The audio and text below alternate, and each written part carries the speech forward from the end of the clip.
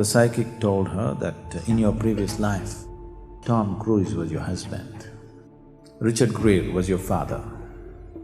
She just went crazy.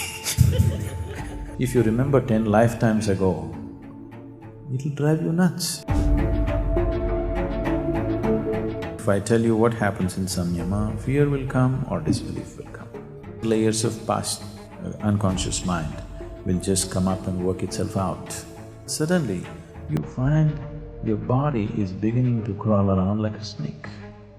If you really want to see something of the past, you must be able to raise yourself into very heightened levels of awareness.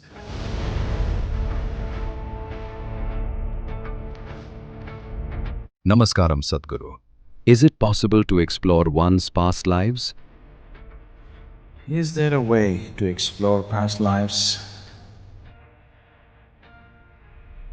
I know a lot of absolutely ridiculous things are going on in Bombay about exploring one's past lives. These things are being done in such unscrupulous ways. A lady, you won't believe she is from Bombay, unfortunately. She is from Bombay, but she's now in United States for many years. They made it very big in United States. At one time, on a particular year, this couple earned the maximum amount on the share market. They were the biggest earners on the share market on that particular year. So you can imagine, in United States, the biggest earner per particular year means what they would have earned, okay. Big money they got into. And she's gotten into this whole thing that now she's mad about all this Hollywood stuff and all this. She's got homes, a couple of homes in Beverly Hills and here, there, everything just to be around there in the scene. And she's gotten hooked onto a psychic who charges $90 per hour consultation on the telephone. In person, it is more. So this psychic has been telling this lady, which this lady firmly believes. So the psychic told her that in your previous life, Tom Cruise was your husband, Richard Gere was your father. So you just have to be around. They will notice you today or tomorrow. So the husband is going nuts because the woman is trying to somehow fall into the eyes of Tom Cruise, throwing parties and buying homes around the place. The husband is just going crazy. Then it came to my notice and so somehow this lady landed up with me and she is 100% sure that in her previous life Tom Cruise was her husband.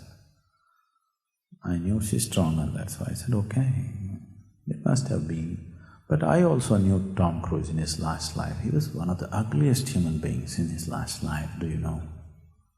Huh? She never imagined that he could have a different body. She thought he will be just like that. So I said, I knew him very well in the past life. And he was so ugly, unbearably, do you remember? She just went crazy.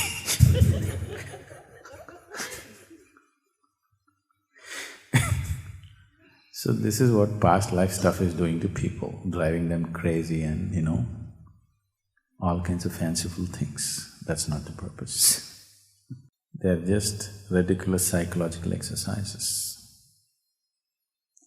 If you really want to see something of the past, you must be able to raise yourself into very heightened levels of awareness where it'll cut through the memory lines. But what's the point? Right now, what has happened in this life, you're not able to handle the memory. What happened 10 years ago, you suffer. When you're in this condition, if you remember 10 lifetimes ago, it'll drive you nuts, isn't it? So there is no point. But at the same time, there are Whatever you call as past life is just unconscious layers of the mind in terms of memory. If you bring yourself to heightened levels of awareness, these unconscious layers of the mind which are ruling you from within could be broken down, could be dissolved. I don't know if they showed you… did they show you some clippings of samyama meditation? It's an 8-day program where we do… it's a very intense process. I think yesterday also we spoke something about this. If I tell you what happens in samyama, fear will come or disbelief will come. Let's say you're sitting and meditating. After some time, you're fully conscious, but suddenly you find your body is beginning to crawl around like a snake. You know it is happening, you want to stop it, but the body is just crawling like a snake. You come out of meditation, you're perfectly normal. You sit for meditation, it crawls. Then maybe it hops around like a bird, maybe it goes around like a dog or a tiger or something, many forms it may take.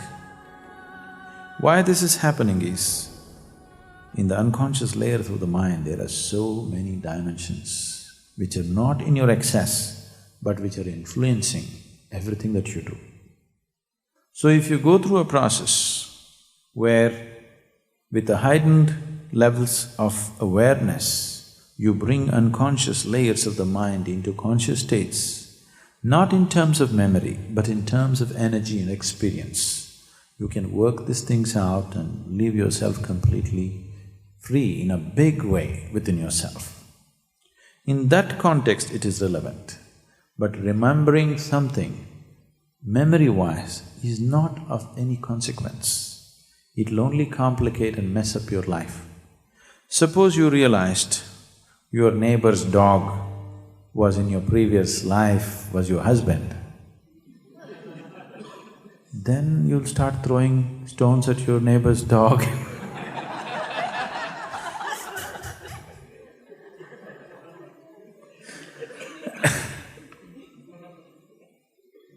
I don't know whether you'll go and kiss him or you'll throw stones at him both ways it's dangerous, isn't it? Because he doesn't remember.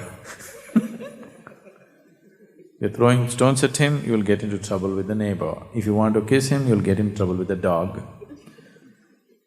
So, it's not safe for you, it's not necessary for you. But on a different plane, if you can bring it into your experience without going through the memory process, then it becomes a way of liberating yourself in a certain way. Samyama is a very… what we do is known as karma samyama. There are various types of samyamas, that's why it's karma samyama, where layers and layers of past unconscious mind will just come up and work itself out if you move to a certain level of intense awareness. No suggestions are given to you, no guidance is given to you. See, what happens in the mind is never trustworthy. Mind can deceive you in a million different ways. But what happens in the body is real, isn't it? Yes? Has your body ever lied to you? Your mind has lied to you a million times, isn't it so? Body has never lied to you. So that's why we always want these things to happen physiologically, energy-wise, not on the level of the mind, because mind is capable of unlimited hallucination. It can create anything and make you believe it's real.